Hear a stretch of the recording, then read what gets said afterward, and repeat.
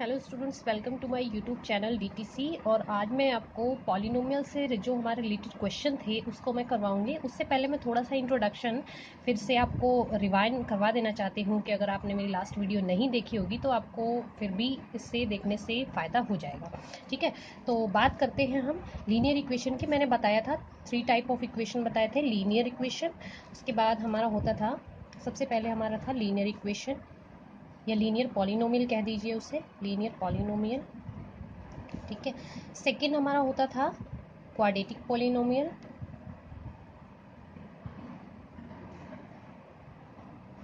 और third part यानी third हमारा जो है वो क्यूबिक पॉलिनोमियल। ये तीन जो है पॉलिनोमियल टाइप इसमें पढ़ने को है। इसके बारे में इससे रिलेटेड आपको क्वेश्चन मिलेंगे एक्सरसाइज में। तो ये हमारा था थर्ड क्यूबिक पॉलिनोमियल। तो लीनियर पॉलिनोमियल में अगर आपको ज़ीरोस फाइंड आउट करने को बोलेगा, लीनियर पॉलिनोमियल देखिए, अगर आपको बोलता है कि इसके ज़ीरोस, तो लीनियर पॉलिनोमियल सबसे पहले थे क्या? तो ये था, सपोज दैट हमारे पास कोई इक्वेशन है ए एक्स प्लस बी, ठीक है, इज इक्वल टू 0। यहाँ पे ये लीनियर पॉलिनोमियल है। वाई? बिकॉज यहाँ पे हमारा x का हाईएस्ट पावर क्या है? 1। यानी कि अगर वेरिएबल के हाईएस्ट पावर 1 हो किसी इक्वेशन में तो वो हमारा लीनियर पॉलिनोमियल होगा। तो इसका अगर आपको जीरोज निकालना हो, लीनियर पॉलिनोमियल का अगर आपको जीरोज निकालना हो तो फॉर्मूला होता है आपका माइनस में constant term upon coefficient of x। ठीक है, कोफिशिएंट ऑफ x, यानी कि कांस्टेंट टर्म यहाँ पे क्या है आपका b।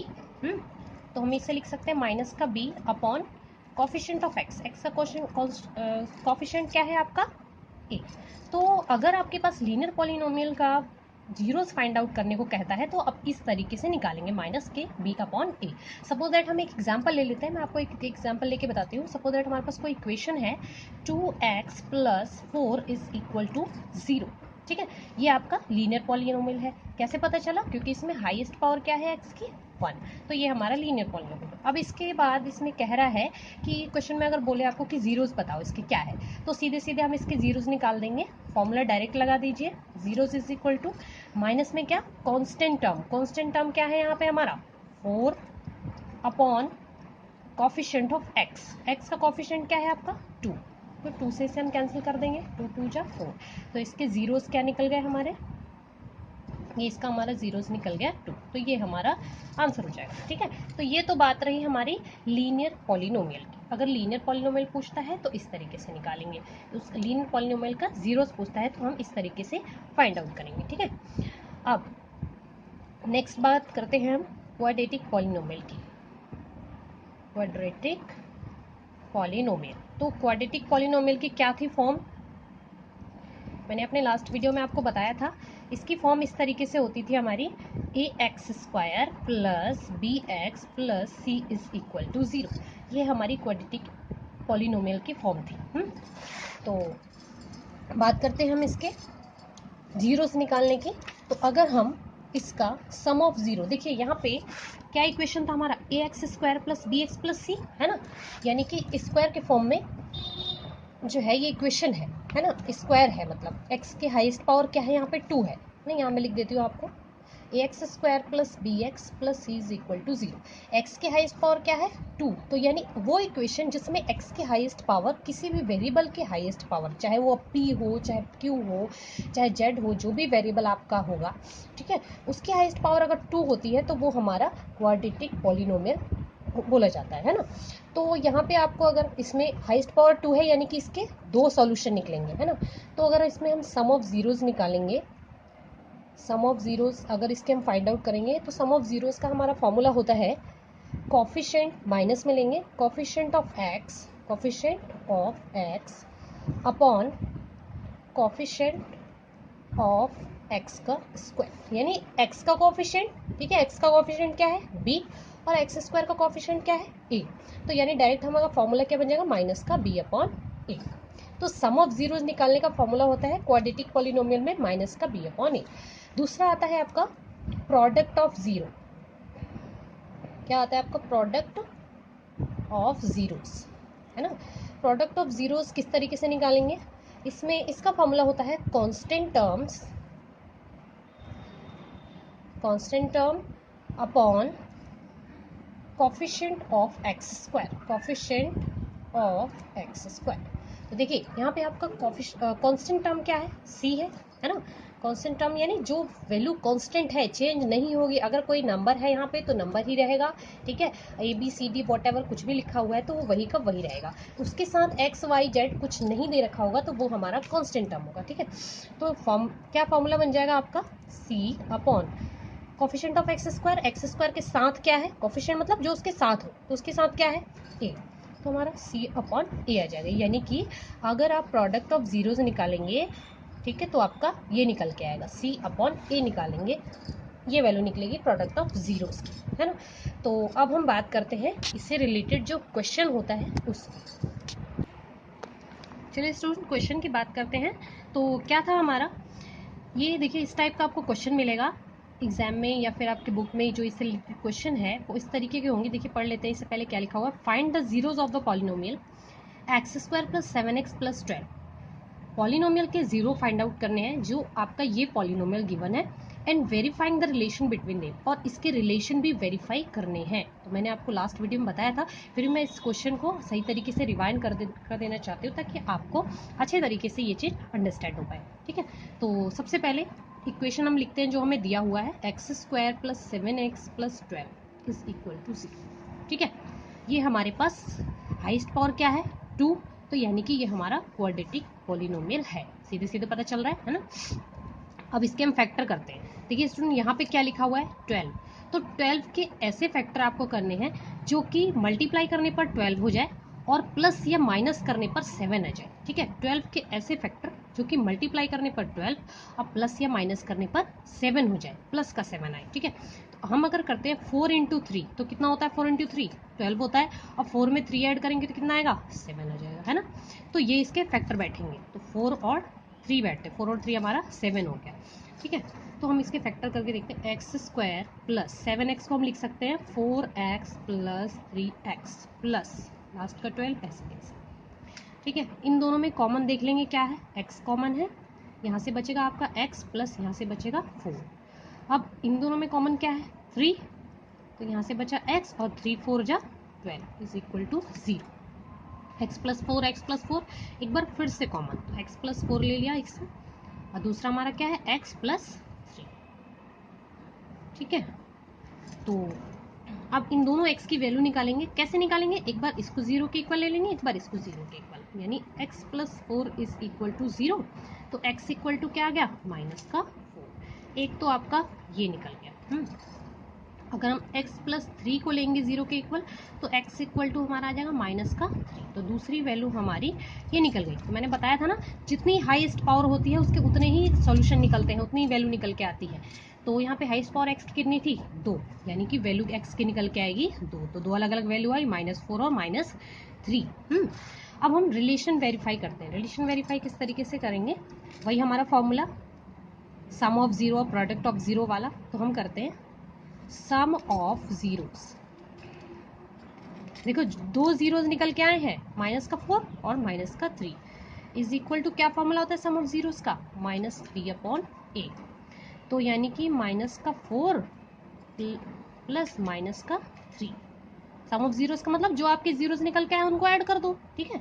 तो ये हमने किया, -4 ऐड किया माइनस का b/a। अब ये आपको कहाँ मिलेगा, ये आपको मिलेगा इक्वेशन से, क्वेश्चन से जो आपको दिया हुआ है, ठीक है। तो यहाँ पे हमारा कुछ नहीं, तो 1 देख लेते हैं। ये a है, ये b है, ये c, ठीक है। तो माइनस का b यानी 7 और a की जगह क्या है 1, तो कितना आ जाएगा -7। a का मान हमारा 1 है, अपॉन 1 लिख दीजिए, प्लस माइनस माइनस, तो 4 और 3 -7 ये वाला रिलेशन हमारा वेरीफाइड हो गया, ठीक है। अब हम निकालते हैं प्रोडक्ट ऑफ जीरोस। तो देखिए क्या फॉर्मूला था प्रोडक्ट ऑफ जीरोस का, मैंने अभी बताया था आपको, C/A, ये फॉर्मूला होता है, ठीक है। तो अब प्रोडक्ट ऑफ जीरोस, कितने जीरो निकले हैं आपको, 2 जीरो निकले हैं आपके, है ना।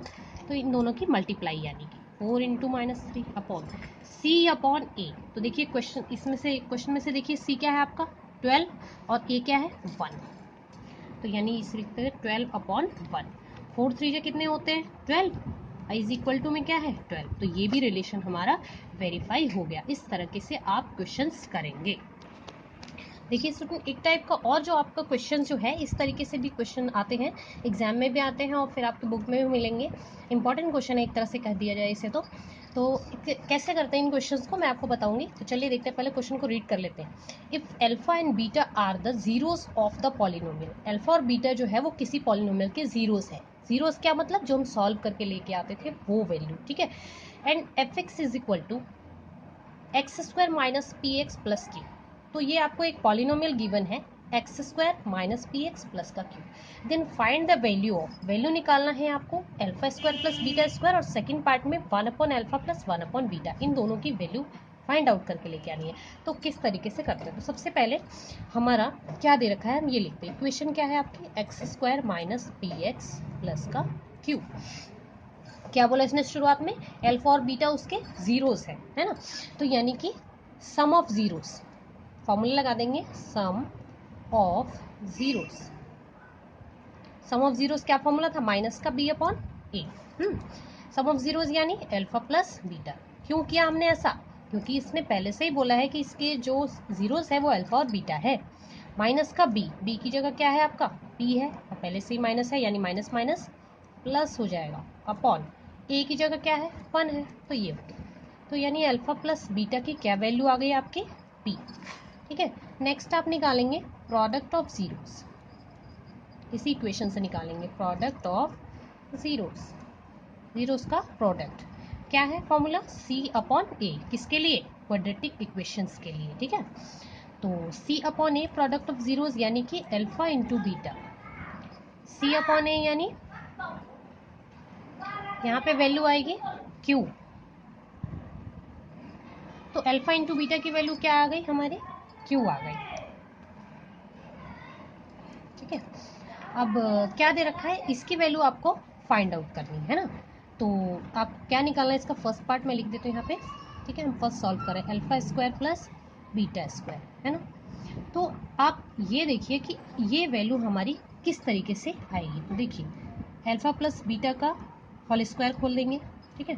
तो क्या होगा alpha square plus beta square plus 2 alpha beta.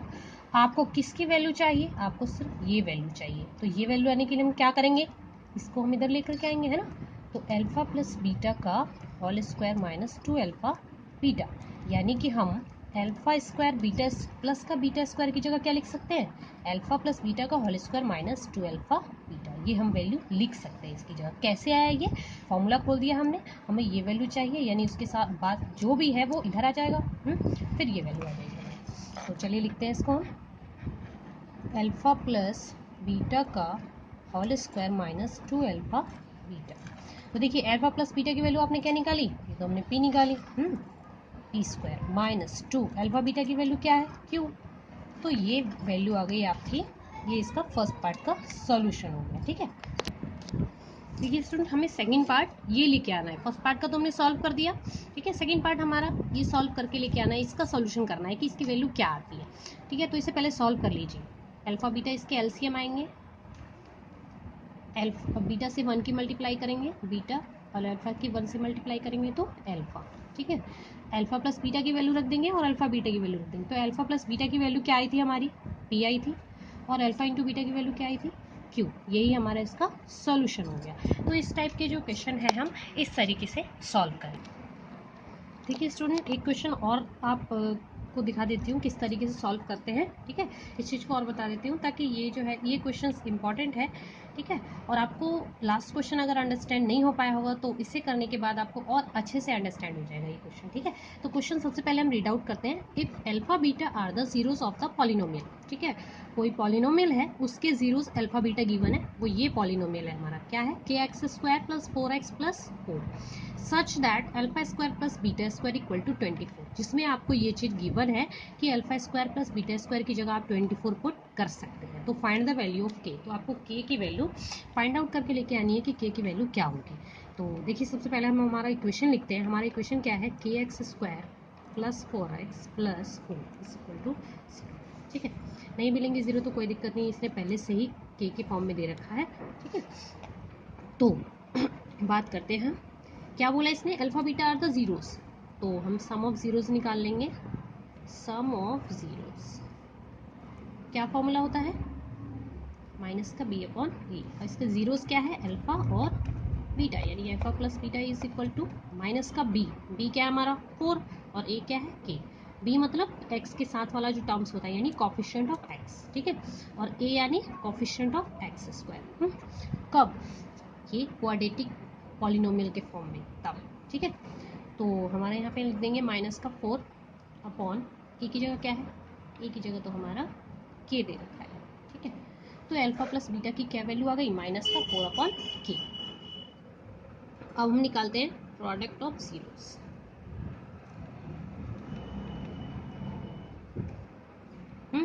Formula क्या होता है आपका, सी अपॉन ए।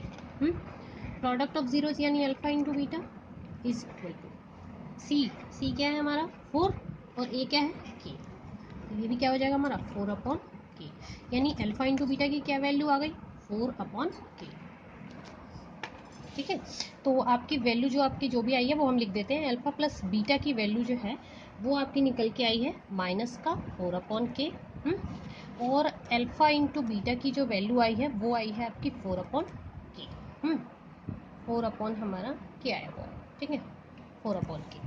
अब आपको क्या गिवन है, ये गिवन है कि alpha square plus beta square की जो वैल्यू है वो है हमारी 24, ये हमारी गिवन। इसका मतलब आपको इसकी हेल्प ले करके के की वैल्यू फाइंड आउट करनी है ना। तो अगर हमें ये निकालना होता था तो हम क्या करते थे, अगर हमें ये चाहिए होता था तो हम क्या करते थे, अल्फा प्लस बीटा का whole square minus 2 alpha beta. ये कैसे आया, ये मैंने लास्ट क्वेश्चन में आपको सॉल्व करके दिखाया है कि ये किस तरीके से आता है। ठीक है, इसकी वैल्यू रख दीजिए, इसकी वैल्यू तो भाई 24 है। अल्फा प्लस बीटा का होल स्क्वायर यानी कि अल्फा प्लस बीटा की वैल्यू पुट कर देंगे यहाँ पे 4 अपॉन के का स्क्वायर माइनस 2 अल्फा बीटा यानी 4 अपॉन के। तो 24 इज इक्वल टू 4 का स्क्वायर कर दीजिए, 4 4 जा 16, के का स्क्वायर के स्क्वायर माइनस 2 4 जा क्या हो जाएगा आपका 8 अपॉन में क्या चल रहा है के। बाय 1 एलसीएम ले लीजिए इसका, के स्क्वायर एलसीएम आएगा तो 16 माइनस के से एक के कैंसिल तो क्या बचेगा आपका 8 के इस इक्वल में क्या चल रहा है 24। बाय 1 क्रॉस मल्टीप्लाई कर देंगे, इससे इसकी और इससे इसकी, ये क्रॉस मल्टीप्लाई होती है। ठीक है, इक्वल में क्रॉस मल्टीप्लाई करते हैं, इसकी जब हम क्रॉस मल्टीप्लाई करेंगे तो 24 बन जा 24 के square is equal to 16 minus 8 बन जा 8 के। अब क्या करेंगे, आप इधर लेकर के आएंगे ये वैल्यू सारी। तो 24 के स्क्वायर माइनस का है तो इधर आके ये प्लस का हो जाएगा 8 के इक्वल, और प्लस इक्वल टू में 16 रखते हैं। ठीक है, कुछ यहाँ पे आपको कॉमन आता दिख रहा है। ठीक है, सीधे सीधे पता चल रहा है हमारा 8 यहाँ पे कॉमन है, तो 8 कॉमन ले लीजिए, 8 3 जा 24, 8 1 जा 8 हो जाएगा हमारा, सीधे के बचेगा इज इक्वल टू में 16, इससे इसे हम कट कर देंगे, 8 2 जा 16। आप ऐसे भी काट सकते हैं या फिर इसके अपॉन में भी ले आके काट सकते हैं, दोनों में ही ठीक है ना। 3 के स्क्वायर प्लस के, इसको हम इधर लेकर के आएंगे, ये इधर प्लस का है तो इधर आके हमारा माइनस का हो जाएगा। तो 3 2 जा कितने होते हैं 6 होते हैं, है ना। तो 6 के आपको ऐसे फैक्टर करने हैं जो कि प्लस या माइनस करने पर 1 आ जाए और मल्टीप्लाई करने पर 6 हो जाए, तो सीधे सीधे यही मतलब होगा 3 2 जा 6 और 3 में से 2 जाएगा तो हमारा कितना आ जाएगा 1। तो इक्वेशन को हम सॉल्व करते हैं, तो हमारा ये रहा 3 2 जा 6 हो गया और 3 में से 2 माइनस करेंगे तो प्लस का 1 आ जाएगा। वैल्यू रख दीजिए यहाँ पे 3 के स्क्वायर प्लस का 3 के माइनस का 2 के माइनस 2 इज इक्वल टू 0, है ना स्टूडेंट्स, ये था हमारा। ठीक है, ये बन के आई थी हमारी इक्वेशन। अब इसमें से हम कॉमन लेंगे, इन दोनों में से क्या कॉमन आ रहा है, दिख रहा है हमें 3 और 3 दोनों में कॉमन है, और के और इसमें भी के है तो यानी कि 3 के कॉमन आ गया। तो यहाँ से क्या बचा हमारा के, और यहाँ से क्या बचेगा प्लस का 1 माइनस, इन दोनों में से माइनस कॉमन है, हमने माइनस बाहर ले लिया, और क्या कॉमन दिख रहा है हमें 2, तो ये आ गया हमारा के प्लस 1। इज इक्वल टू सी। तो k+1 एक बार फिर से कॉमन आ गया, k+1। दूसरा क्या, 3k-2 इज इक्वल टू 3। अब क्या करेंगे, एक बार k+1 को 0 के इक्वल ले लीजिए, एक बार 3k-2 को 0 के इक्वल ले लीजिए, है। तो k+1 is equal to 0, k is equal to क्या हो जाएगा, प्लस का 1 है तो यहाँ पे हमारा माइनस का 1, तो k की एक वैल्यू तो आ गई आपकी -1, है ना। दूसरी वैल्यू हम निकालेंगे 3k-2 को 0 के इक्वल लेके, 3k-2 इक्वल टू 0 हो गया, 3k is equal to minus का है तो इधर जाके प्लस का, k की वैल्यू क्या हो जाएगी 2/3। तो आपके k की दो वैल्यू निकल के आ गई, एक तो हमारा 2/3, दूसरा हमारा माइनस का 1। तो ये हमारा इसका सॉल्यूशन हो गया। इस टाइप का अगर आपको क्वेश्चन मिलता है तो आप इस तरीके से